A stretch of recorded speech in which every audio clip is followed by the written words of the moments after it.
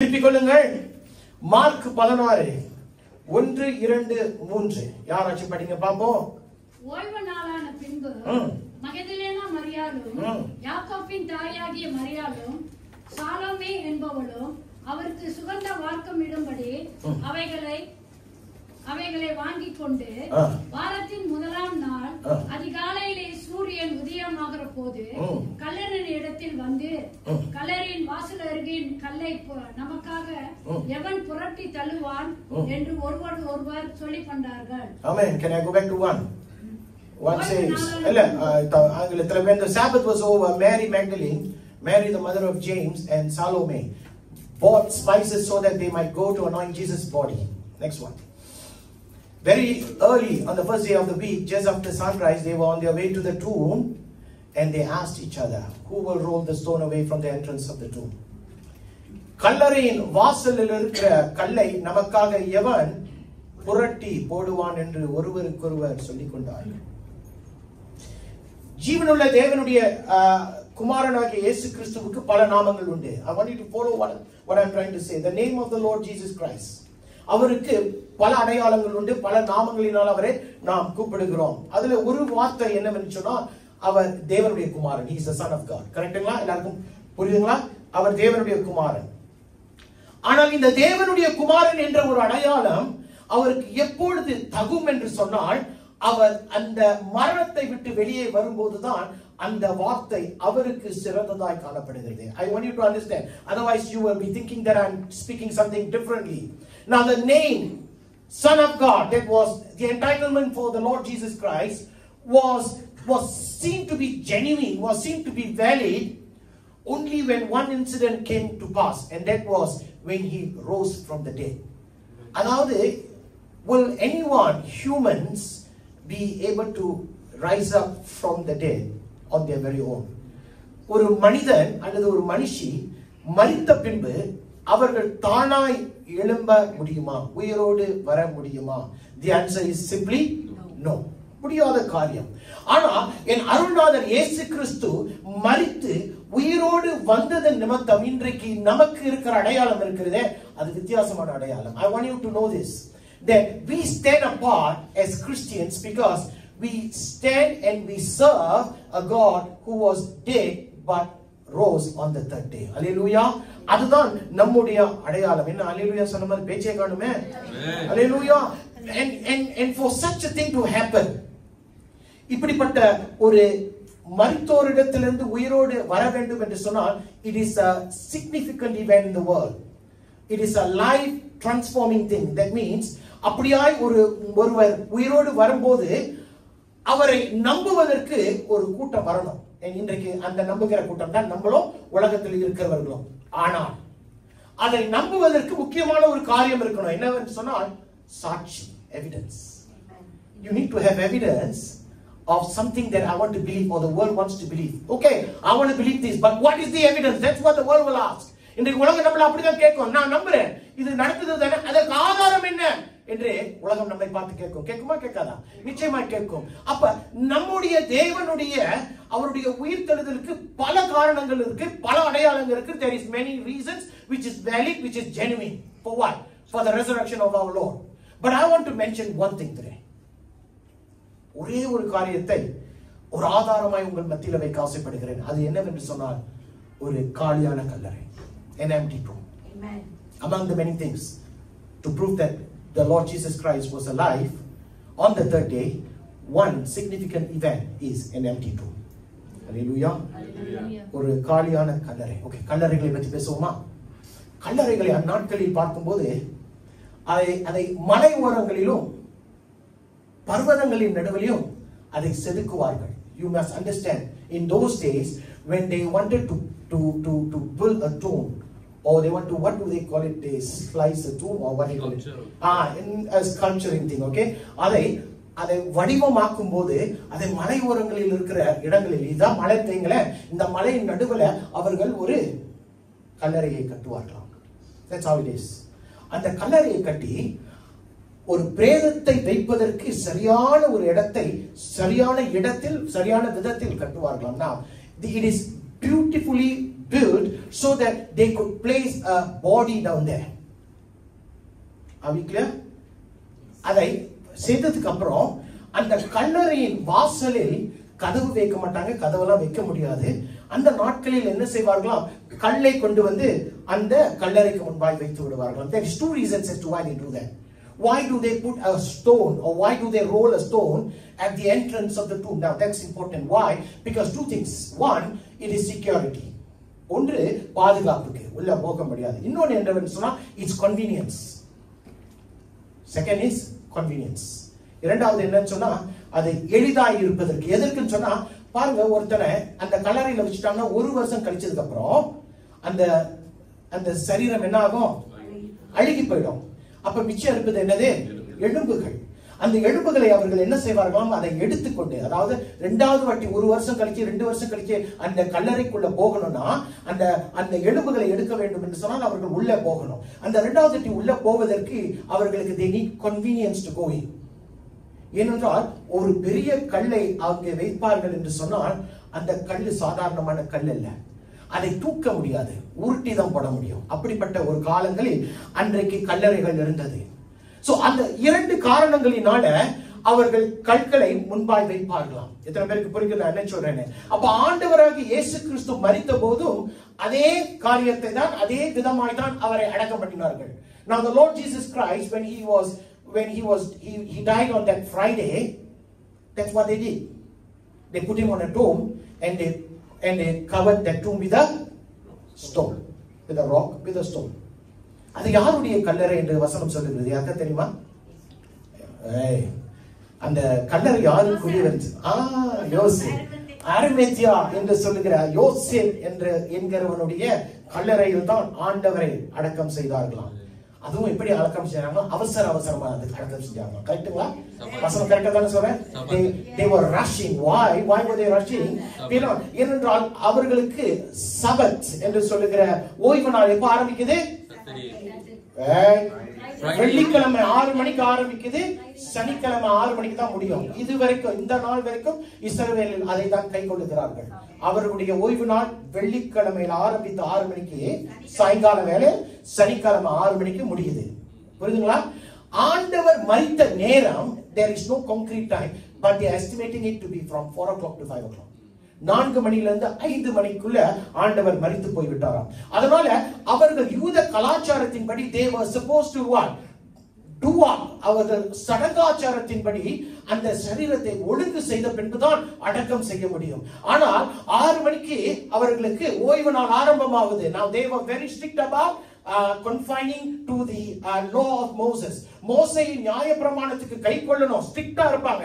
அதனால 6 மணிக்குள்ள எதையாச்சும் செஞ்சிடணும் சொல்லிட்டு அவர்கள் அவருடைய சரீரத்தை என்ன செய்யலையா, சரியான ஒழுங்கு முறையில அவர்களுக்கு அந்த ஒழுங்கை செய்யாதபடிக்கு துணியை மூடி வைத்து அவரை உள்ளே தள்ளிவிட்டார்கள். புரியுதுங்களா என்ன சொல்றேன்னு? அவர்கள் உள்ளே அவரை தள்ளிவிட்டார்கள்.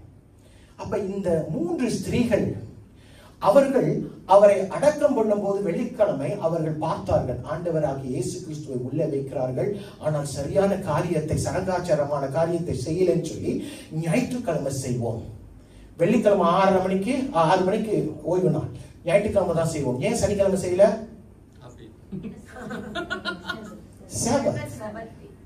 ஓய்வு நாள் அவர்கள் ஒரு வேளை கூட செய்ய முடியாது. அதனால சனிக்கிழமை அவர் செய்யாதபடிக்கு ஞாயிற்றுக்கிழமை காலையில் அவர்கள் அங்கு போகிறார்கள். அதை தான் இப்பொழுது படித்தோம். இப்போ பார்க்கும்போது திருப்பிக் கொள்ளுங்களேன், லூக்கா 23:56. Luke 23:56. திருப்பி போய் கந்த வர்க்கங்களையும் பரிமள தைலங்களையும் ஆயத்தம் பண்ணி கற்பனையின் படியே ஓய்வு நாளில் ஓய்ந்திருந்தார்கள். And they went home and prepared spices and perfumes, but they rested on the Sabbath in obedience to the commandment. So automatically the earliest date and the earliest time that they can go to the tomb was on a Sunday morning. Correct? Make sense? அன்றைக்கு அவர்கள் காலையில் கடந்து போகிறார்கள். ஆனால் இப்ப எத்தனை பேர் போறாங்க? நல்லா பாருங்க, எத்தனை பேர் போறாங்க? 3 பேர் தான் போறாங்க. அவரோடு இருந்த சீஷர்கள் எத்தனை பேரு? 12 -1 பண்ணுங்க, 11 பேர் இருக்கிறாங்க. இப்ப 11 பேர் எங்க?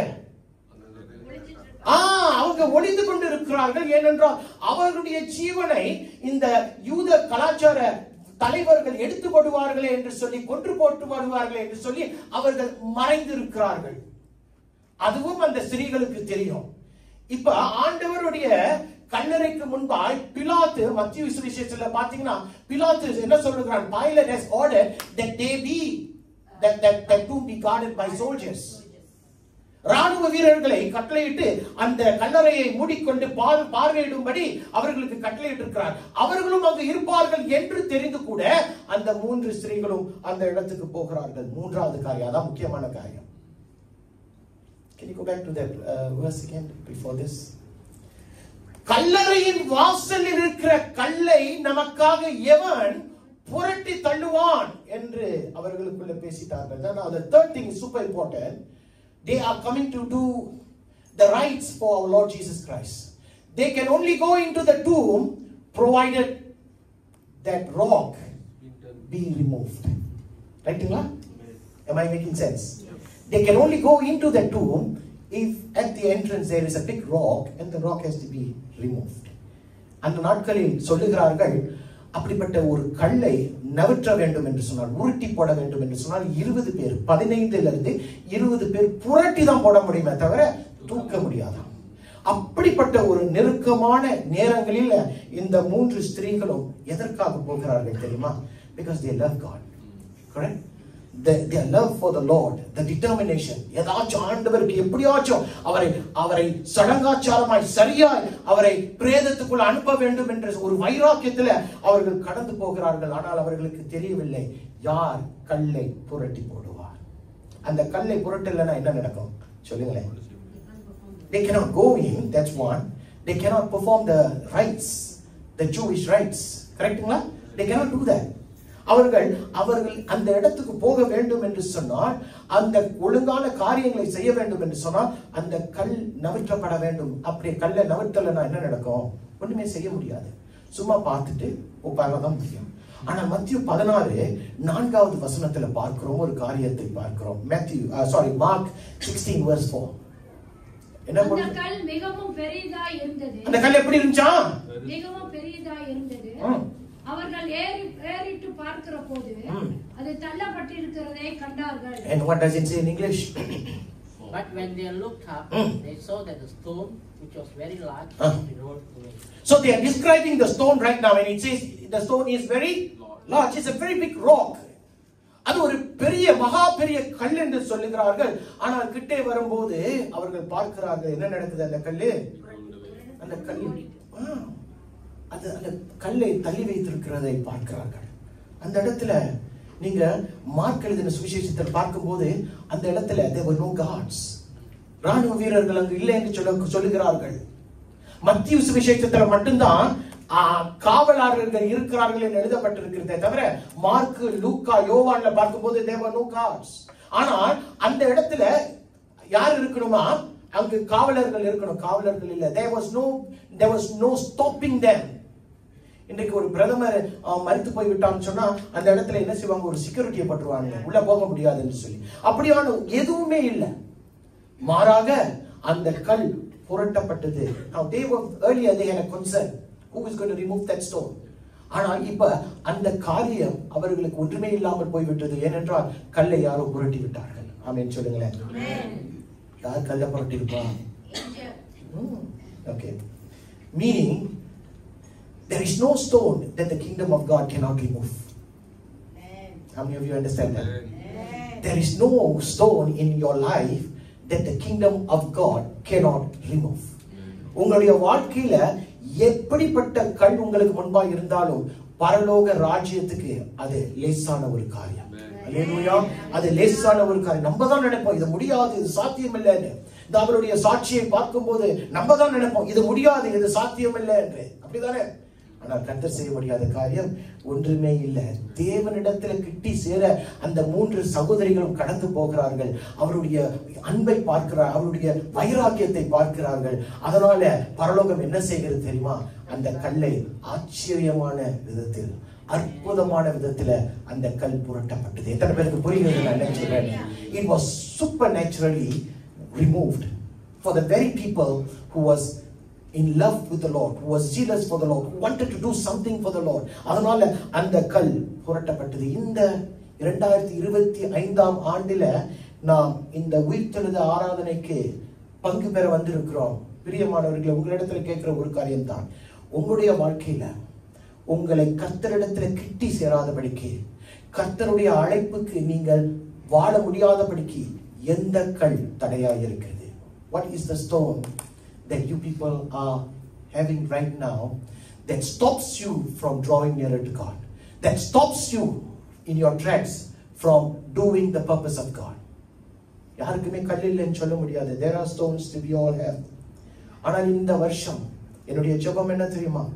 எந்த கல்லா இருந்தாலும் உயிரோடு எழும்பின தேவன் அந்த கல்லை உங்களுடைய வாழ்க்கையில புரட்டு போட வேண்டும். People think about the resurrection Sundays we have encountered. How many resurrection Sundays have come? How many resurrection Sundays have gone? எத்தனையோ உயிர்த்தெழுதலின் ஆராதனை வந்திருக்கிறது, கடந்து போயிருக்கிறது, வந்திருக்கிறது, கடந்து போயிருக்கிறது.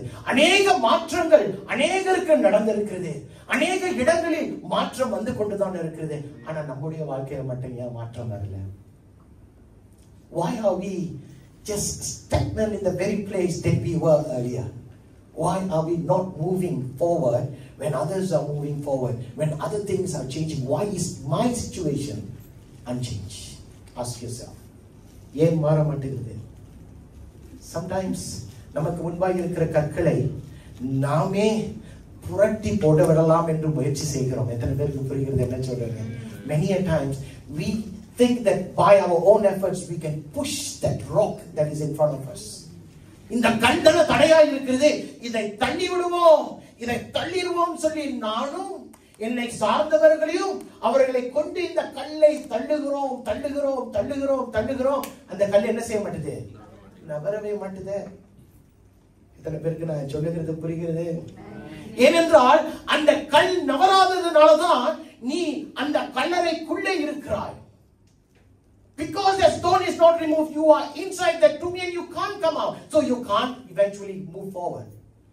அந்த கல் நவற்றப்பட்டதான அடுத்த கட்டத்துக்கு போக முடியும். ஆனால் கல் உனக்கு முன்பாய் இருக்கிறதுனால, அந்த கல் உனக்கு முன்பாய் ஒரு தாக்கமாய் இருக்கிறதுனால அடுத்த கட்டம் உன்னால போக முடியல. ஏனென்றால் you have all the while attempted to move the stone and in the end you were paralyzed with fear and confusion.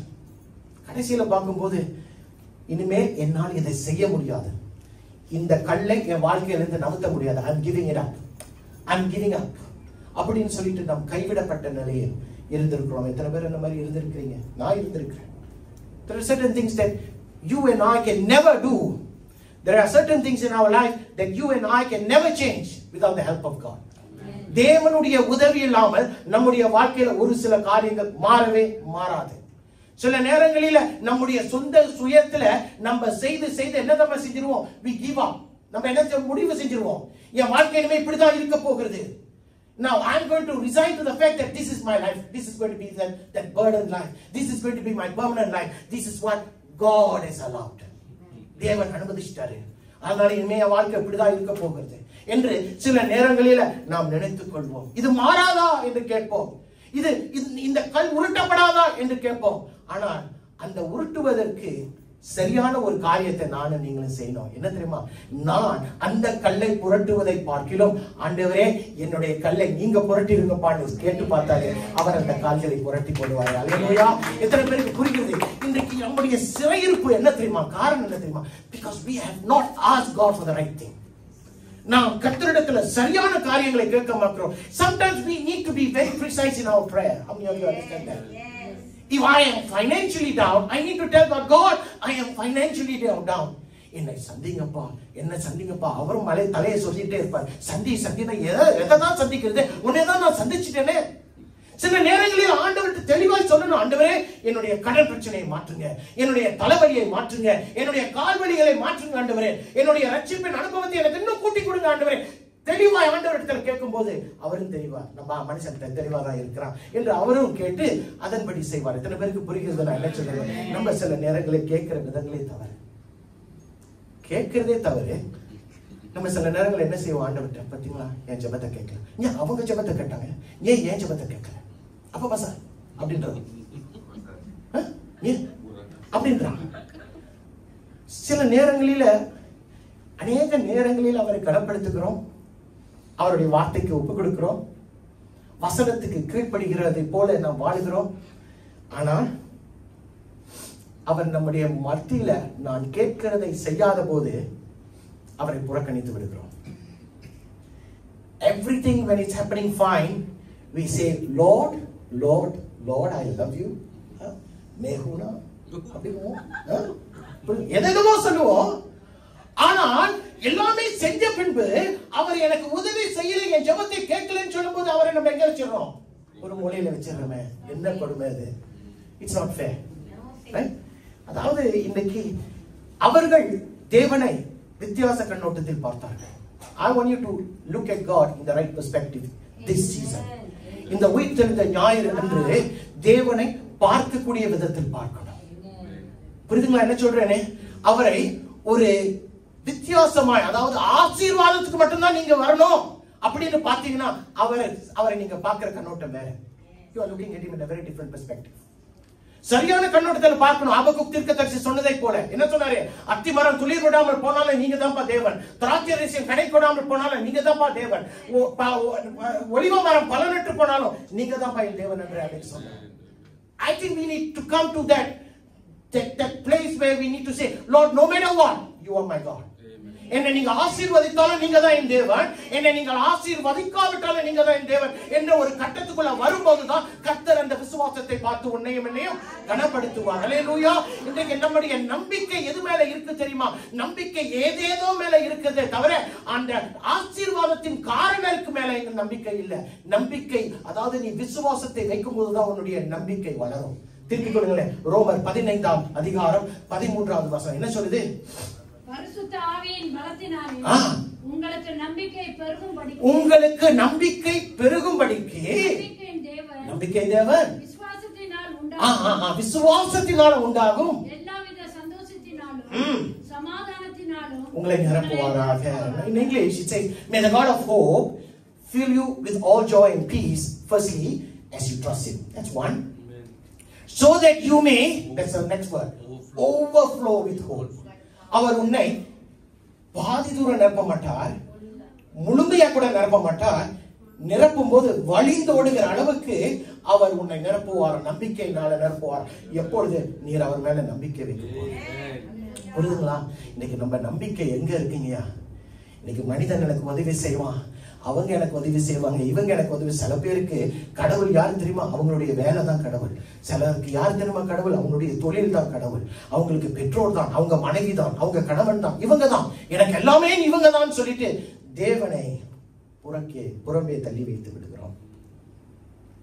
அவருடைய வார்த்தை சில நேரங்களில் நம்புகிறோம். ஏன்னா வருஷம் வருஷம் நம்ம இங்கதானே உட்கார்ந்து இருக்கிறோம். புத்தாண்டுக்கும் கிறிஸ்துமஸுக்கும் பெரிய வெள்ளிக்கிழமைக்கும் உயிர்த்தெழுந்த ஆராதனைக்கு இங்கதான் உட்கார்ந்து இருக்கிறோம். வாக்கு தத்தங்களை கேட்கிறோம். But we are very selective in believing in every promise. எல்லா வாக்கு தத்தங்களையும் நம்ம நம்புறோமா? நம்புறீங்களா? கர்த்தருக்கு மகிமை உண்டாகட்டும். கர்த்தருக்கு மகிமை உண்டாகட்டும். There were times when we were also not like that. There were moments. ஒரு காலம் இருந்தது.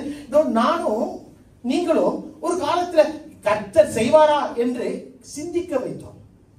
சிந்திப்பதோடு இருந்தோமே தவிர விசுவாசத்துக்குள்ள போகல. Come on, that's the truth. எல்லாருமே அப்படிதான் இருந்திருக்கிறோம். விசுவாசத்துல கொஞ்சம் தள்ளாடினோம். கர்த்தர் செய்வாரா? ஆனால் கர்த்தர் ஒவ்வொரு வாக்கு தத்தத்தையும் நமக்கு கொடுத்து அது கிறிஸ்துவுக்குள்ள ஆம் என்றும் ஆமென் என்றும் கர்த்தர் வைத்திருக்கிறார். அப்படி இருக்கும்போது ஒவ்வொரு வார்த்தைகளும் ஒவ்வொரு வாக்கு தத்தங்களும் சபைக்கு, சபைன்னா யாரு? நம்மதான், நமக்கு அவர் கொடுத்திருக்கிறார். இந்த நாளிலும் இந்த உயிர்த்தெழுந்த ஞாயிறு கர்த்தர் உன்னுடைய நடுவில் he wants to or he plans to do something different. How many of you understand that? He wants to do something different. What does he want to do? Okay, let me tell you what he wants to do. He plans to remove the stone which is stopping you from going forward. எத்தனை பேருக்கு புரியுது? இன்றைக்கு கர்த்தர் ஒரு காரியத்தை செய்யணும்னு சித்தம் பண்ணியிருக்கிறார். என்ன தெரியுமா?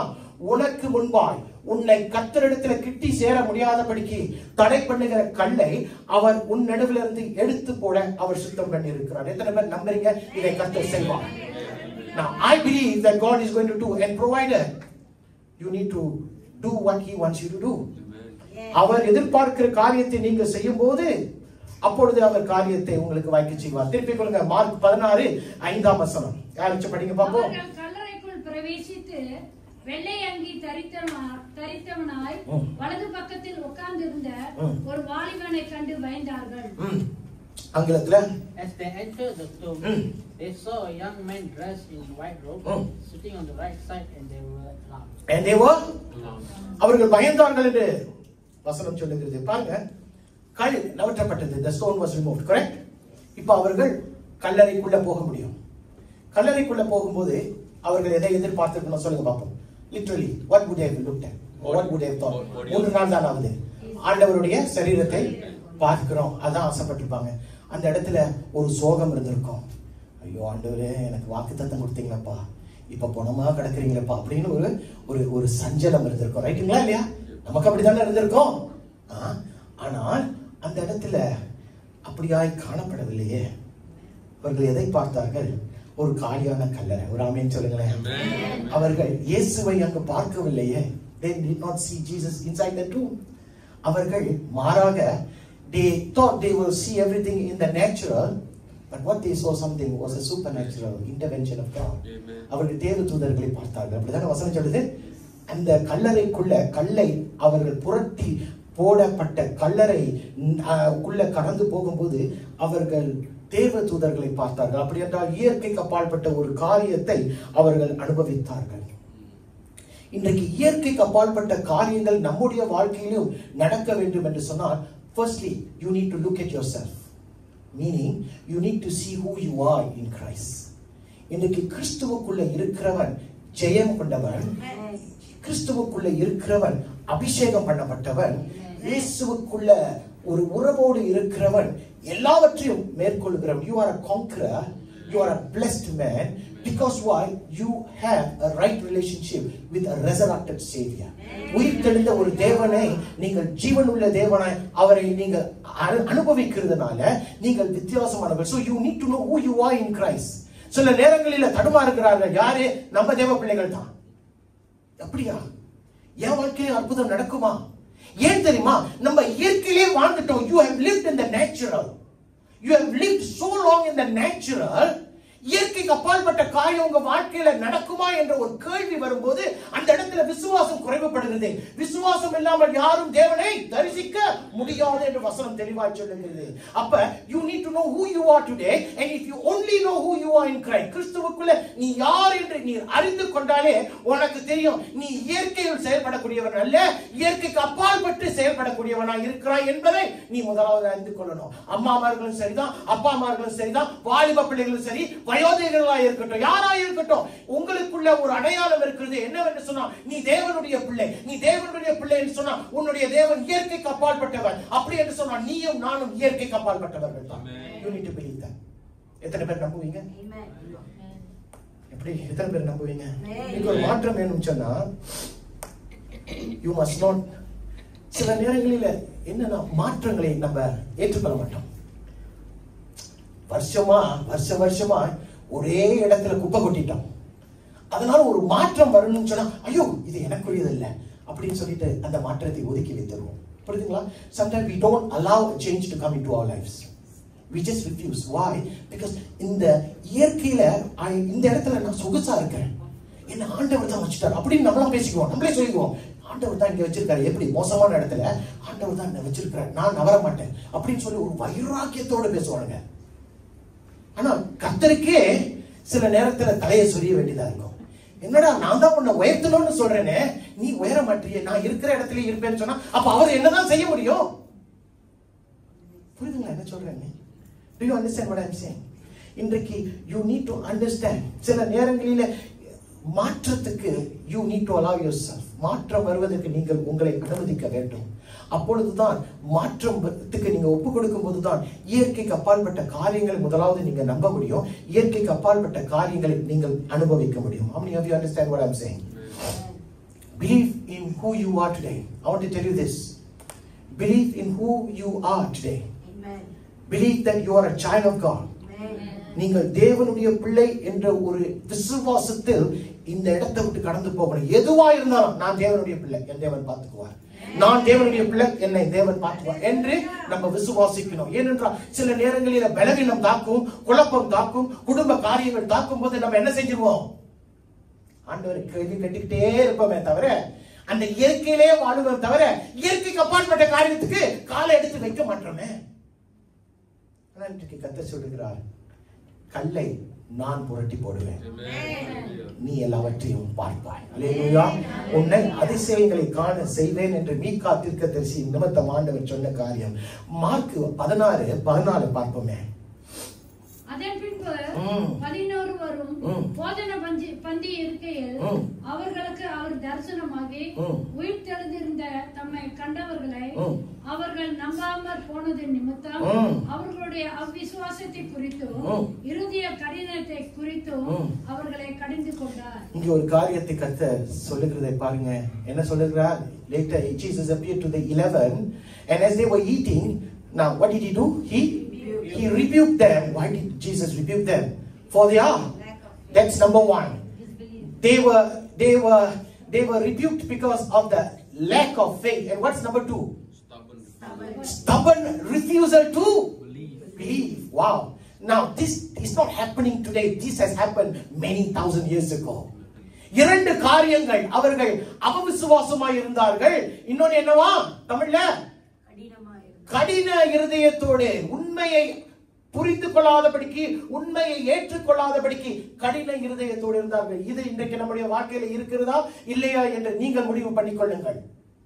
Because the word of God just did not come to pass today. It has been there all this while. And God is ready to give, and God is ready to change. God is ready to remove that stone away from you. But all you need is to remove that lack of faith. All you need is to remove that stubborn refusal to believe. உன்னுடைய கடின இருதயத்தோடு ஆண்டவருடைய அந்த சத்தத்தை நீ எப்படி உன்னால கேட்க முடியும்? Now without the word of God, your stone is never going to be removed. That stone that is before the tomb will never be removed because you do not have faith. And even if you have so told to believe, you are very stubborn to refuse to believe in that. That's why God is a bit not too concerned about helping you. How many of you understand that? எத்தனை பேருக்கு புரிகிறது? ஆண்டவர் ஆசீர்வதிக்க மாட்டேன்னு நீ சொல்லலையே, அந்த ஆசீர்வாதமான இடத்துல நீ நெல்லு, நான் உன்னை ஆசீர்வதிக்கிறேன் என்று தான் சொல்லுகிறார். Now this is simple. ஆசீர்வதிக்கக்கூடிய இடத்துல இருந்தால்தான் கர்த்தர் நம்மை ஆசீர்வதிப்பார். இன்னும் சில நேரங்களில் நம்ம என்ன செய்யறோம்? நம்ம விசுவாசம் குறைவர்களாய் கடின இருதயத்தோடு நம்ப முடியாத இடத்துல நாம் நம்மையே வைத்துக் கொள்கிறோம். சில நேரங்களில் அதற்கு காரணம் என்ன தெரியுமா? நம்மை சுற்றி நடக்கிற காரியங்கள். We look at the things that's happening around us and sometimes we choose not to move. We choose not to shift. You just want to be in the natural, but God is telling you to come out. I can show you supernatural things. That's what God is telling you. உண்மையாக இயற்கைக்கு அப்பாற்பட்ட காரியங்களை நம்புறவங்க யாராச்சும் இருக்கீங்களா? கரங்களை தூக்கி காட்டுங்க. How many of you believe in the supernatural? ஏன்னா இன்றைக்கு கூட பந்தேகோ சபையில அமர்ந்து கொண்டு கூட இது நடக்குமா நடக்காதா என்று கேட்கிறவங்க யாராச்சும் இருந்தீங்கன்னா உங்களை பார்த்து நான் பரிதாபம் தான் பட முடியும். ஏனென்றால் if you do not believe in the supernatural, then you cannot believe in the Holy Spirit, because he is a supernatural Holy Spirit, right? அப்படி என்றால் இயற்கைக்கு அப்பாற்பட்ட காரியங்களை நானும் அனுபவிக்கணும்னு சொன்னா நீ உன்னுடைய விசுவாசத்தில் உறுதிப்பட வேண்டும். அந்த பிடிவாதமான குணத்தை விட்டுவிட்டு கர்த்தர் சொல்லுகிற வார்த்தைக்கு உன்னை நீ ஒப்புக் கொடுக்க வேண்டும். இன்றைக்கு இயற்கைக்கு அப்பாற்பட்ட காரியங்களை நீ செய்ய வேண்டும் என்று சொன்னா, can I tell you something? உனக்கு ஆவிக்குரிய ஞானம் தேவை. If you want to see the supernatural, you need to have spiritual knowledge, divine knowledge. இல்லன்னா you stand defeated. திருப்பி கொள்ளுங்களேன். 2 Corinthians 2 கொரிந்தியர் 10:3-4-5. யாராச்சும் சீக்கிரம் படிங்க. நாங்கள் மாம்சத்தில் நடக்கிறவர்களாய் இருந்தோம், மாம்சத்தின்படி போர் செய்கிறவர்கள் அல்ல. எங்களுடைய போராயுதங்கள் மாம்சத்துக்கு ஏற்றவர்களாய் இராமல் அரண்களை நிர்மூலமாக்குவதற்கும் தேவ பலம் உள்ளவர்களாய் இருக்கிறது. அவைகளால் நாங்கள் தர்க்கங்களையும் தேவனை அறிகிற அறிவுக்கு விரோதமாய் எழுப்புகிற எல்லா மேட்டுமையையும் நிர்மூலமாக்கி எந்த எண்ணத்தையும் கிறிஸ்துவுக்கு கீழ்ப்படிய சிறைப்பட்டு படுத்துவர்களாய் இருக்கிறோம். Amen. அதாவது வசனம் என்ன சொல்லுதுன்னு சொன்னா, I have no time for this. என்ன வசனம் என்ன சொல்லுதுன்னு சொன்னா, இன்றைக்கு நம்முடைய ஆயுதம் என்ன தெரியுமா? தேவனுடைய வார்த்தை தான். நம்முடைய ஆயுதமே தேவனுடைய வார்த்தை தான். இன்றைக்கு தேவனுடைய வார்த்தை எனக்கு ஒரு ஆயுதமா இல்லைன்னு சொன்னா, how are you going to defeat the devil? எப்படி நீங்க மேற்கொள்ள போகிறீர்கள் யோசிச்சு பாருங்களேன். ஏனென்றால் இன்றைக்கும் as I speak right now, the devil is out to attack you. The devil is out there to defeat you. Do you believe this? இன்றைக்கும் ஒரு யுத்தத்துக்குள்ள தான் இருக்கிறோம், ஆவிக்குரிய யுத்தத்துல. பிசாசானவன் எங்கடா நம்ம விழுவோம், எங்கடா அவனை நம்ம கவிரலாம், எங்கடா அவனை நம்ம தோத்து போக வைத்துலாம் என்று சொல்லி இப்பவும் பயத்தை எடுத்துக்கொண்டு இருக்கிறான். ஆனால் என்றைக்கு நாம் தேவனுடைய வார்த்தைக்குள்ள கட்டப்படாத ஒரு வாழ்க்கை வாழ்வோம் என்று சொன்னால் அன்றைக்கு நம்ம தோத்து போனவர்கள் தான். I want you to know this. Some of us are living a defeated life because you do not have the word of God in you. And if you do not have the word of God to defeat the devil or to attack the devil or to do battle with the devil, you stand a loser. Clear? Are we clear in this? புரியுதுங்களா என்ன சொல்றேனே? இன்றைக்கு இந்த ஒரு காரியம் நமக்கு முக்கியம். எந்த காரியம்? தேவனுடைய வார்த்தையை அறிகிற வார்த்தை நமக்கு முக்கியமாக இருக்கிறது. You must understand. You must understand today. திருப்பி சொல்லுங்க, லூக்கா 24:5-6. அந்த ஸ்திரீகள் பயப்பட்டு தலை கவிழ்ந்து தரையை நோக்கி நிற்கையில் அந்த 2 பேரும் அவர்களை நோக்கி, உயிரோடு இருக்கிறவரை நீங்கள் மரித்தோரிடத்தில் தேடுகிறது என்ன? அவர் இங்கே இல்லை, அவர் உயிர் தெழுந்தார். பிரியமானவர்களே, இப்ப இங்க என்ன நடக்குதுன்னு சொன்னா, sorry, can I do that in English again? Can I have 5? In their fright, the women bowed down with their faces to the ground, but the men said to them, the men means the angels, it says, why do you look for the living among the dead? He is not here, he is risen. Now the word is, remember how he told you while he was still with you in Galilee. ஐயா, இன்றைக்கு இந்த ஸ்திரீகள் ஆண்டவராகிய இயேசுவை தவறான இடத்தில் தேடுகிறார்கள் என்று யார் சொல்றார்? தேவதூதன் சொல்லுகிறான், நீ தவறான இடத்துல ஆண்டவரை தேடுற. ஏன்னு சொன்னா, ஆண்டவர் ஏற்கனவே உனக்கு ஒரு வார்த்தையை சொல்லிட்டார். என்ன சொன்னாரு?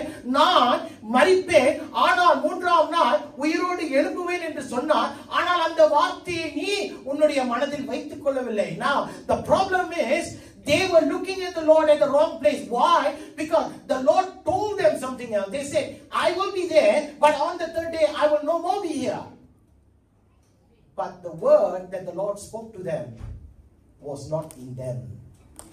And that is why they started to look for the Lord in the wrong place. வசனம் 8 என்ன சொல்லுது?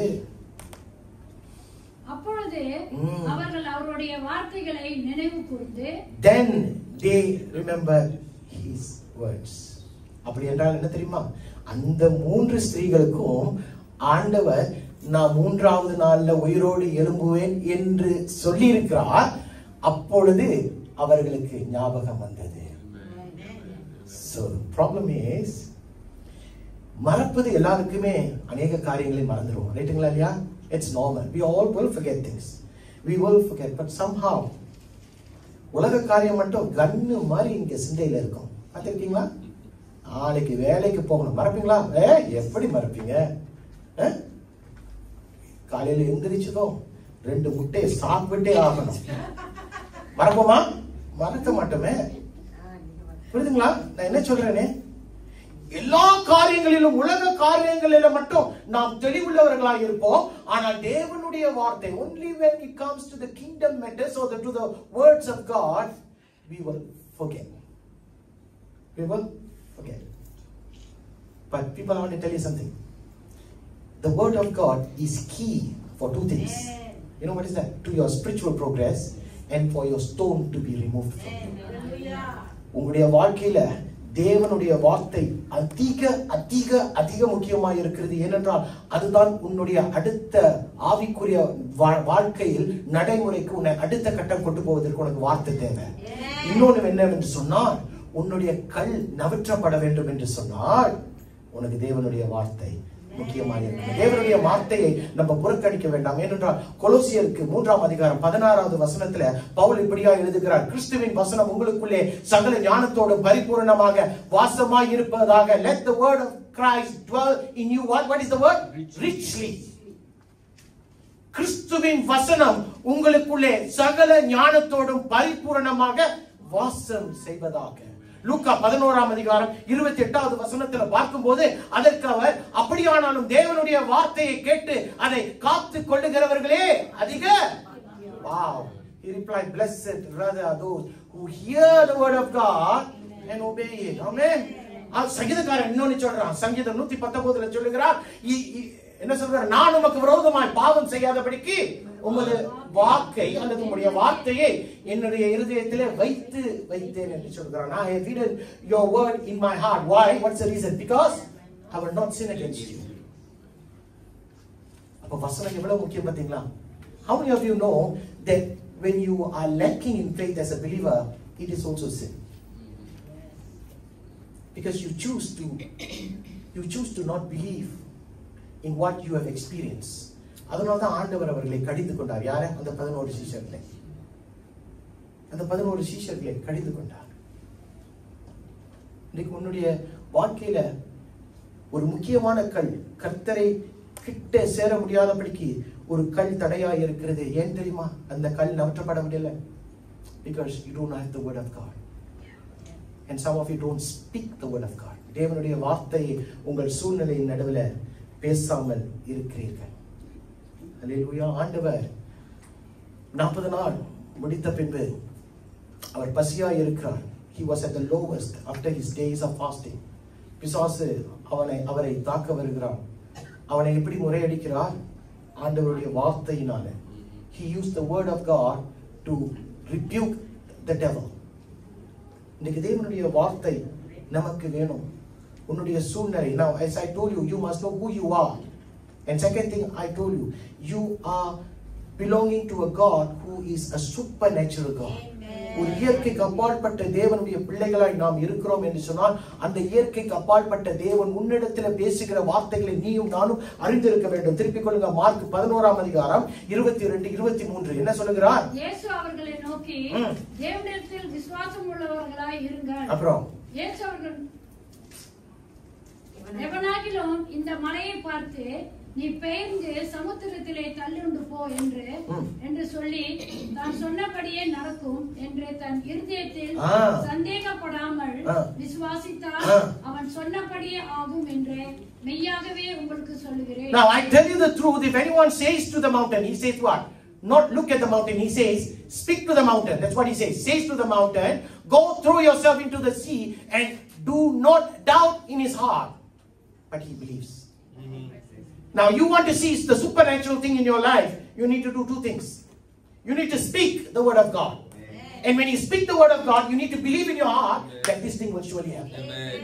இந்த இரண்டு காரியங்கள் நீ கை கொண்டவனாய் இருப்பாய் என்று சொன்னா, உன்னுடைய வாழ்க்கையில இயற்கைக்கு அப்பாற்பட்ட காரியங்களை நீ நிச்சயமாய் சந்திப்பாய். அல்லேலூயா. அதாவது ஒரு மலைகிட்ட யாராச்சும் பேச முடியுமா? ஆண்டவர் சொல்ற, நீ மலைகிட்ட பேசியா? என்னுடைய நாமத்துல பேசியா? விசுவாசி. அந்த மலை நவருன்னு விசுவாசி, நான் நவுத்துவேன் என்று கர்த்தர் சொல்கிறார். அப்ப நான் பேசுறது தான் உன்னுடைய வேலை, நவுத்துறது உன்னுடைய வேலை இல்ல. அவரை அவர் பார்த்துக் கொள்வார். Now that's not so difficult, isn't it? Yes. That's not difficult. The problem is our விசுவாசமும் பயமும் நம்முடைய விசுவாசத்தை மாற்றி விடுகிறது. Fear and doubt, yes, replaces your faith. பாருங்க, சீஷர்கள் இருக்கிறாங்களே, 11 சீஷர்கள், அவர்கள் தேவனோடு இருந்தவர்கள். கரெக்டாக அற்புதம் செய்தார்கள், அற்புதத்தை அனுபவித்தார்கள், ஆண்டவர் செய்த காரியங்களை அவர்கள் பார்த்தார்கள். But right now, listen, right now they are sitting in a tomb of fear. ஒரு கல்லறையில, பயம் என்ற ஒரு கல்லறையில 11 தேவனுடைய சீஷர்கள் உட்கார்ந்து இருக்கிறார்கள். சாதாரணமான கல்லறை இல்ல, பயம் என்ற ஒரு கல்லறை. எத்தனை பேர் பயம் என்ற கல்லறையில உட்கார்ந்து இருந்திருக்கிறோம்? எல்லாருமே ஒரு காலத்துல உட்கார்ந்து இருந்திருக்கோம். எது வரைக்கும்? விசுவாசத்துல இன்னும் வளராத பட்சத்துல we have also sat inside a tomb of fear. We have. ஆனா பேதுருடைய கிரேக்க மொழியில அர்த்தம் என்ன தெரியுமா? பேதுரு என்ற பேருக்கு the disciple Peter, do you know what's the meaning in Greek? Rock. Yes, that means rock. ஆண்டவர் சொன்னா தெரியுமா, நீ எப்படி சொல்றாரு? You are a rock. உன்மேல் என் சபையை கட்டுவேன், பாதாளத்தின் கதவுகள் அதை மேற்கொள்ள முடியாது என்று ஆண்டவர் யாரை பத்தி சொல்லுகிறார்? பேதுருவை பத்தி சொல்லுகிறார். ஆனால் கல்லாய் இருக்கக்கூடிய பேதுரு பயம் என்ற ஒரு கல்லறைக்குள்ள அவன் ஒளிந்து கிடக்கிறான். புரியுதுங்களா என்ன சொல்றேன்? நீ எவ்வளவு தூரமாய் இருக்கட்டும், நான் அன்னைக்கு குட் ஃப்ரைடே அன்னைக்கு சொன்ன பாத்தீங்களா, ஆண்டவருடைய பக்கத்துலதான் அவன் நிக்கிறான். ஆனால் அவனுக்கு விசுவாசம் இல்லையே, அவனுக்கு விசுவாசம் இல்லையே. சிலுவையில 3 பேர் தொங்குகிறார்கள். There was 3 people on that cross and he was so next to the Lord Jesus Christ, yet he did not believe. That's what we are today. சபைக்கு வரோம், வந்துட்டு போகிறோம். But do you really believe in the word of God? Because if you don't believe in the word of God, you are not going to see the supernatural things in life. So sad to say, but that's the truth. இன்னைக்கு உன்னுடைய கண் நற்றப்பட வேண்டும் என்று சொன்னால் அந்த 3 ஸ்திரீகளை பாருங்கள். Look at the 3 sisters who went to the tomb. அவர்கள் they went into that place despite knowing that everything was against them. கல் புரட்டப்படுமான்னு தெரியாது, அவர்களை கல்லறைக்கு நறுகையில விடுவாங்களான்னு தெரியாது. ஆனாலும் அவர்கள் கடந்து போனார்கள் தானே. இப்ப கல்லறை திறக்கப்பட்டது தானே. The tomb was open, the rock has been removed. இப்ப அவர்கள் ஒரு இயற்கைக்கு அப்பாற்பட்ட காரியத்தை பார்க்கிறார்கள். They see the supernatural. What do they see? They see the angels. அங்க பார்க்கிறார்கள். அவர்கள் பார்த்த பின்பு அவர்கள் என்ன சொல்லுகிறார்கள்? மரித்தோரிடத்துல நீ உயிரோடு இருக்கிறவனை தேடுவது என்ன? நீ போய் பேதுருவையும் சீஷர்களையும் சொல்லு. என்ன சொல்லு? நான் உயிரோடு இருக்கிறேன் என்று சொல்லு என்று அவர்களை அனுப்புகிறார்கள். Now remember this. The angels inside the tomb told them to go and share the good news to the disciples. எதனால? அவர்களே பயந்து ஒரு குழிக்குள்ள ஒரு குகைக்குள்ள இருக்கிறாங்க. அவர்களை உற்சாகப்படுத்துவதற்காக அந்த 3 ஸ்திரீகள்கிட்ட சொல்றாங்க, நான் தான் கல்லறையை திறந்துட்டேன்ல, நான் தான் கல்லை புரட்டிட்டேன்ல, நீ போய் இந்த நல்ல செய்தியை போய் என்னுடைய சீஷர்கள்ட்ட சொல்லுன்னு சொல்லுகிறார். அவசரம் என்ன சொல்லுது தெரியுமா? அவர்கள் பயந்து ஓடி போனார்கள் என்று வசனம் சொல்லுது. அவர்கள் ஓடி போனார்கள். அதிலும் கூட ஒரு காரியத்தை பார்க்கிறோம். பாருங்க, கல்லு புரட்டப்படுமா புரட்டப்படாதுன்னு தெரியாது, போனாங்க. அவர்கள் கர்த்தருடைய வல்லமையை அவர்கள் பார்த்தார்கள். In this season, the new resurrection 2025, can you take a step of faith to believe and take a step forward?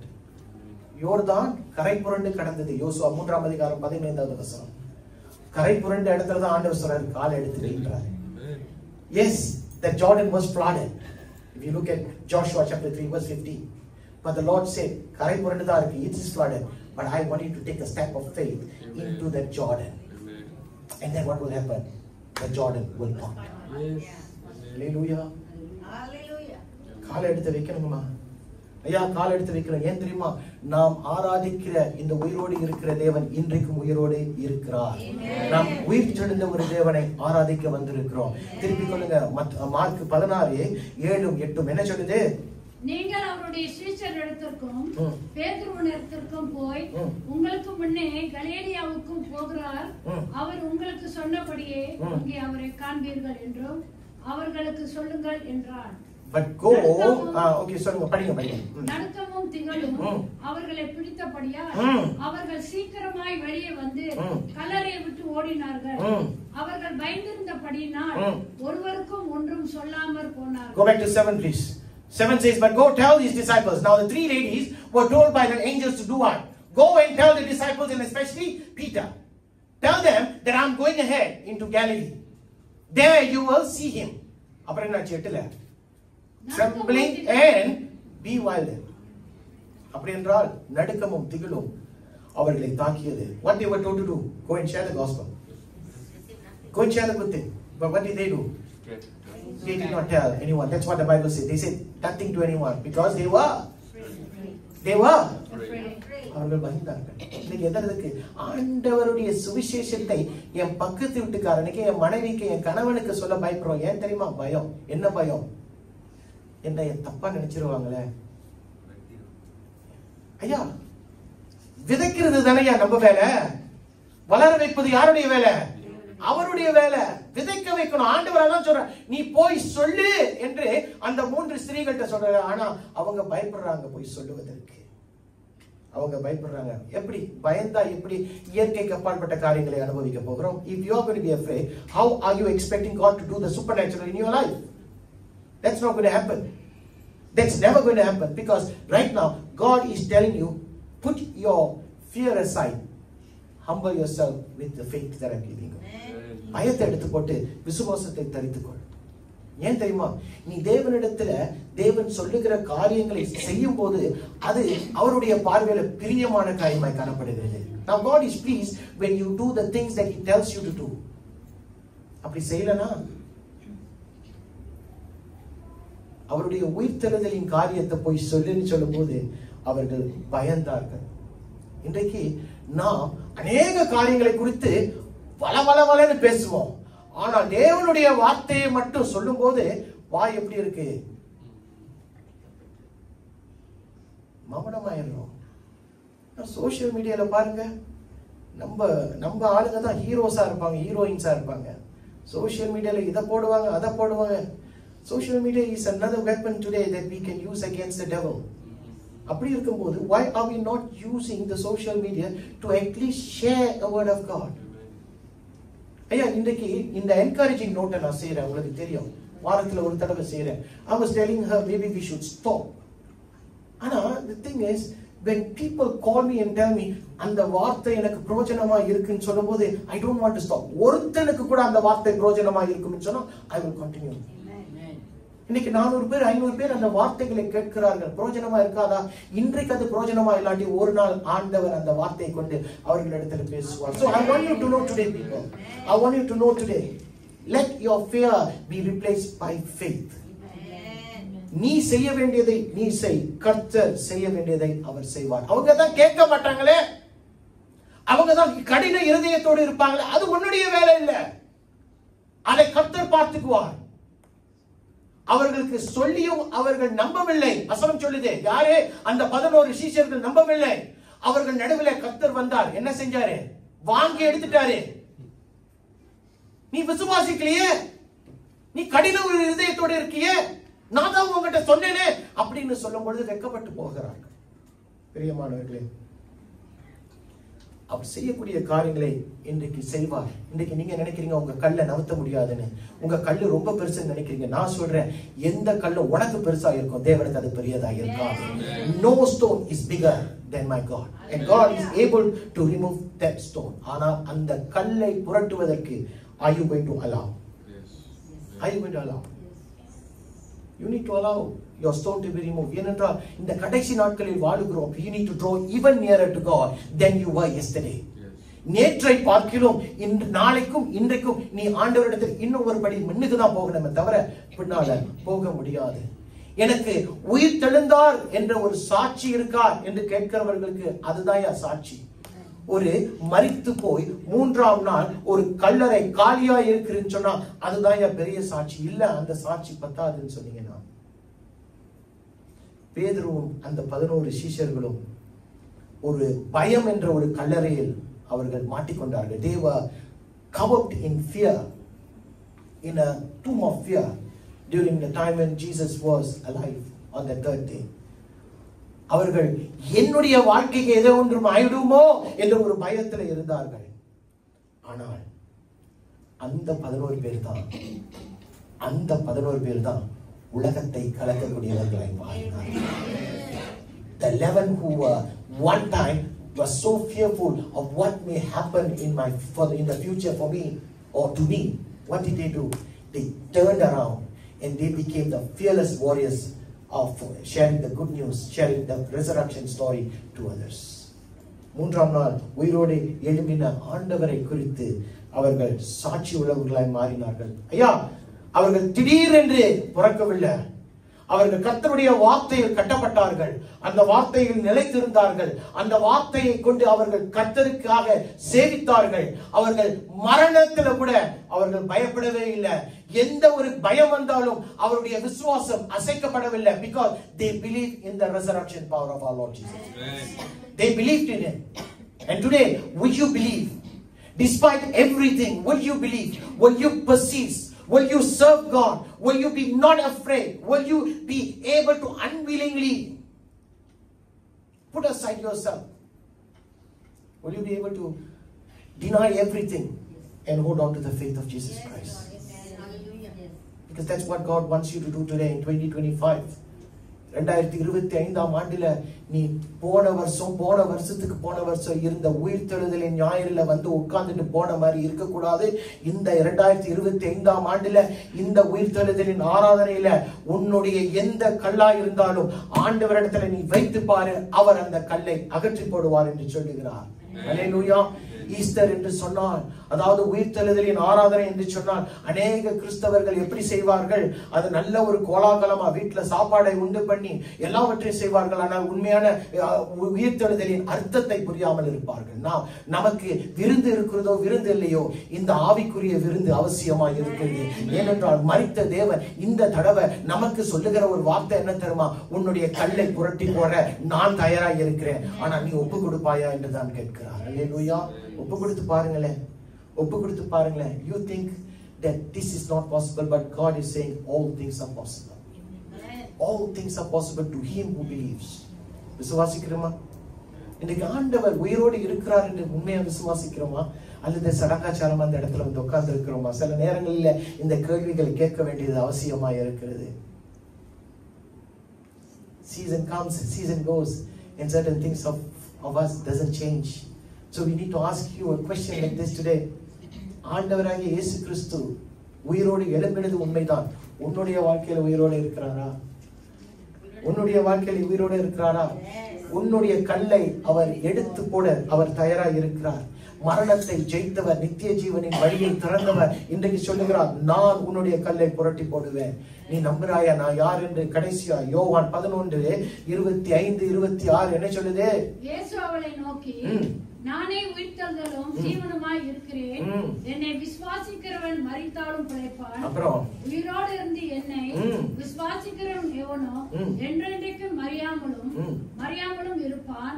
இதை விசுவாசிக்கிறாயா என்றார். Can you go back to 25? He said, Jesus said to her, I am the resurrection and the life. He who believes in me will live.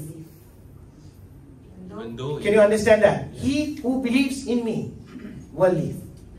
Any man, any woman who believes in the Lord Jesus Christ will live even though he dies. And the next verse says, and whoever lives and believes in me will never die.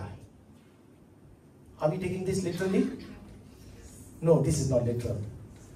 ஏனென்றால் மனித ரீதியில் மனிதன் ஒவ்வொருவரும் ஒரு நாள் மரித்தே மரிப்பான். He will die. ஆனால் ஆவிக்குரிய ரீதியில் அவர் பேசுகிறார், ஐயா நீ என்னோடு என்னை விசுவாசிப்பாய் என்றாய், என்றென்றைக்குமே மரியாமல் இருப்பாய் என்று கர்த்தர் சொல்கிறார். விசுவாசிக்கிறாயா? நீ விசுவாசிக்கிறாய்? தேவனுடைய வார்த்தை விசுவாசிக்கிறாயா? தேவனுடைய வார்த்தை உன்னுடைய வாழ்க்கையை மாற்றும் என்று விசுவாசிக்கிறாயா? இந்த உயிர்த்தெழுந்த தேவன் உன் நடுவில் வந்து அவர் உன்னுடைய கல்லை எடுத்து போட தயாராக இருக்கிறார். என்னன்னு சொன்னா, அந்த கல்லு எனக்கு பாரமா இருக்கு, ஆண்டவரே வருத்தப்பட்டு பாரம் சுமக்கிறவனே என்னிடத்துல வா, நான் உனக்கு இளைப்பாறுதல் தருவேன் என்று அன்னைக்கு சொன்னீங்களே, நான் இந்த கல்லை உம்முடைய கரத்துல வைக்கிறேன், இந்த கல்லை நவுத்துறீங்களான்னு கேட்டு பாருங்க, அவருடைய கல்லை நவுத்துவார். எந்த கல்ல பாஸ்டர் சொல்லிட்டு இருக்கீங்க? எனக்கு முன்பாய் கல்லே இல்ல, நீ இங்க உட்கார்ந்து இருக்கிறதே வீணாதான். கல் என்று சொல்லும் பொழுது உன்னுடைய வாழ்க்கையில உன்னை ஆண்டவரிடத்துல வர முடியாதபடிக்கு தடை பண்ணுகிற எதுவா இருக்கட்டும், அந்த கல்லை கர்த்தர் எடுத்து போடுவார், அந்த கல்லை கர்த்தர் மாற்றி போடுவார்.